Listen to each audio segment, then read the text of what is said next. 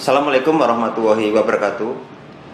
Bapak Ibu sekalian yang berbahagia, pada kesempatan kali ini kita akan dengarkan success story bagaimana KPPN Madiun bersama dengan pemerintah Kabupaten Madiun sukses menyalurkan dana desa tahap 1 di tahun 2020 di bulan Januari 2020. Bersama saya telah hadir Ibu Kutfi, beliau adalah Kepala KPPN Madiun.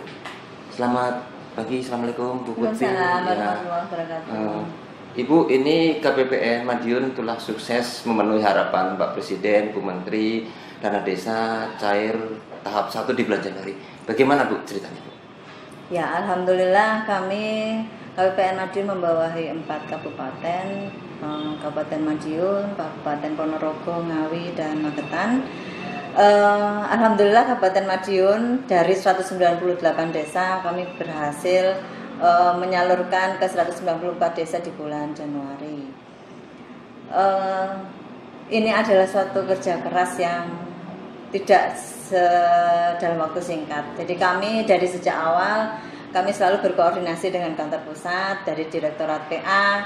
Kami sering sekali menghubungi mereka dan mereka sangat bersedia untuk membagikan kira-kira kebijakan yang akan diambil itu seperti apa. Jadi perubahan-perubahan penyaluran dana desa 2020 nanti akan di arrange seperti apa. Itu kami mengetahui informasi-informasi dari pembicaraan itu, dan ini sangat penting karena kami yang ada di daerah tahu bahwa Pak Presiden, Bu Menteri sudah sangat concern dengan bagaimana pengelolaan dana desa, dan kami harus menjadi wajah Kementerian Keuangan di daerah, maka harus bisa mendeliver atau harus bisa menjalankan amanah itu. Jadi koordinasi dengan kantor pusat, juga koordinasi dengan Pemda, itu yang kami lakukan.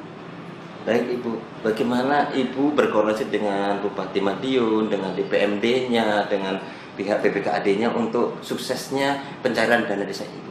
Ya. Yang pertama kami memastikan bahwa kami berbicara dengan bahasa yang sama dengan mereka. Ya. Maksud saya apa yang bagi mereka penting? Bagi mereka penting adalah PAD, bagi mereka penting adalah dana desa. Saya berbicara tentang jumlahnya seperti tadi saya sampaikan. Jadi kenapa dana desa itu harus dikelola dengan baik, harus segera dicairkan, itu harus kami sampaikan kepada mereka dengan bahasa yang mereka mengerti. Karena kalau pakai bahasa APBN kadang-kadang mereka nggak penting itu, KPPN itu nggak ada pentingnya. Nah, kami menceritakan bahwa kalau dibandingkan dengan PAD, berapa persen dari dana desa ini dibandingkan dengan PAD. Dari wilayah kami kira-kira 75% nilai dana desa itu 75% dari PAD, dan itu besar sekali. Apabila dan dibagi 40%, 20% diserahkan di awal, itu merupakan suatu keuntungan yang besar bagi masyarakat di desa karena multiplier efeknya lebih berjalan dengan baik, dan bahasa itu yang kami sampaikan. Jadi Pak Bupati dan aparat di bawahnya mengerti betul apa yang harus mereka lakukan dengan dana desa, dan KPPN kami berharap kita sinerginya bisa kuat dengan saling sepaham seperti itu. Dalam konteks penyaluran dana desa Ibu, ini bagaimana peran DPM dan BPKAD-nya? Mereka adalah unit di Pemda yang mengurusi langsung ke pemerintah desa.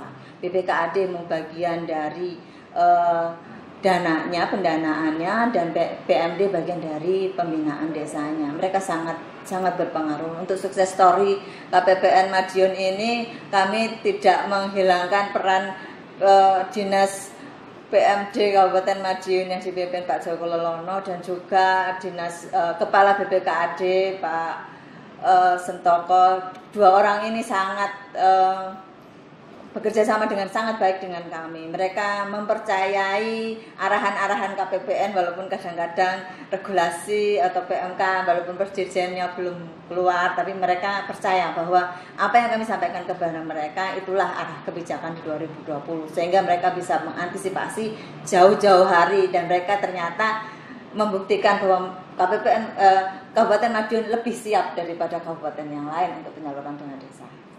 berdasarkan pengalaman Ibu sukses pencairan yang pertama untuk dana desa tahun 2020, Bu, apa kunci kesuksesannya, Bu? Yang pertama adalah komunikasi. Yang kedua adalah kepercayaan.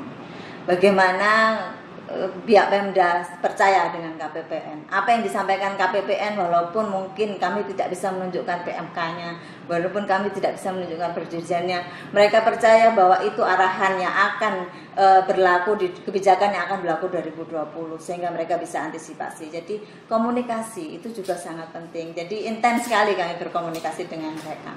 Dan kadang-kadang walaupun di luar jam kerja, kami bisa saling memaklumi bahwa itu memang harus diperlukan. Jadi pertama komunikasi, kedua kepercayaan, dan yang ketiga itu adalah sekali lagi mau belajar dan mau berubah. Jadi kita memakai aplikasi dalam penyaluran dana desa ini. Aplikasinya juga berubah. Jadi operator harus dengan sigap mempelajari bagaimana aplikasi itu bekerja dan apa yang bisa dilakukan dalam rangka memasukkan data dan lain sebagainya, verifikasi dan lain sebagainya ke aplikasi. Jadi dan mereka juga mau berubah. Jadi kadang-kadang mereka harus merubah bagaimana pola koordinasi di mereka. Kalau KPPN bilang, ayo Pak cepat, maka mereka akan memotong simpul-simpul birokrasi itu. Berapa lama, Bu, waktu yang dibutuhkan teman-teman dari KPPN berkoordinasi dengan teman-teman dengan DPMD dan BKAD?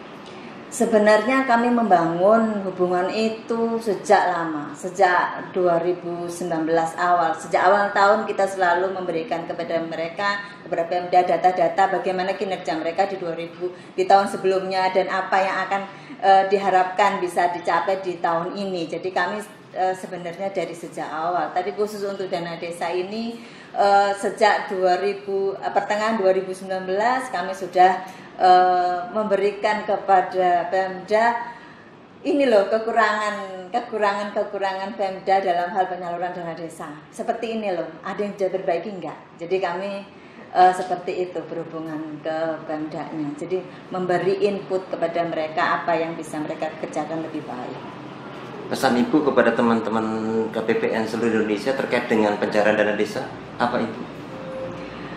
Saya pikir KPPN adalah suatu institusi yang memiliki standar operasi yang sudah baku dan kadang-kadang memang diperlukan sedikit tambahan kemampuan hubungan interpersonal kepada Pemda, karena kepada pemerintah daerah kita tidak hanya mengandalkan regulasi, kita tidak hanya mengandalkan kewenangan, tapi juga bagaimana kita bisa menumbuhkan trust, menumbuhkan pengaruh kepada mereka. Dan Pemda harus tahu bahwa KPPN adalah partner penting dalam penyaluran dana transfer ke daerah, kan yang melalui KPPN selama ini dana DAK fisik dan dana desa. Jadi KPPN harus bisa menunjukkan bahwa KPPN ada partner yang penting dan bisa saling sinergi dengan Pemda. Berikutnya pesan Ibu kepada teman-teman dari Dinas Pemberdayaan Masyarakat Desa, dari BPKAD dan dari pemerintah desa, apa pesan Ibu kepada mereka? Saya harap teman-teman dari BPKAD dan Dinas PMD dan teman di desa bisa solid. Selama ini yang saya temui masih ada yang saling menyalahkan dan lain sebagainya, sibuk untuk mempertahankan eksistensi diri, tapi lupa bahwa ketika mereka masih seperti itu, masih berkonflik seperti itu, yang dirugikan adalah masyarakat desa yang kemudian harus terlambat menerima dana desa. Jadi saya harap teman-teman di PMD dan BPKAD bisa bekerja dengan lebih solid lagi, dengan saling membantu dan tetap berkoordinasi dengan KPPN. Pemerintah desa juga demikian. Saya harap mereka juga mengerti bahwa dana desa ini bukannya uang jatuh dari langit, tapi ini adalah perjuangan dari pengumpulan penerimaan negara yang harus kembali lagi kepada masyarakat sebagai penerima manfaatnya. Baik, terima kasih Ibu Kutfi. Semoga kesuksesan teman-teman di KPPN Madiun bisa menginspirasi teman-teman semuanya. Baik Bapak sekalian yang berbahagia, demikian kita dialog wawancara dengan Kepala KPPN Madiun. Sampai ketemu lagi. Assalamualaikum warahmatullahi wabarakatuh.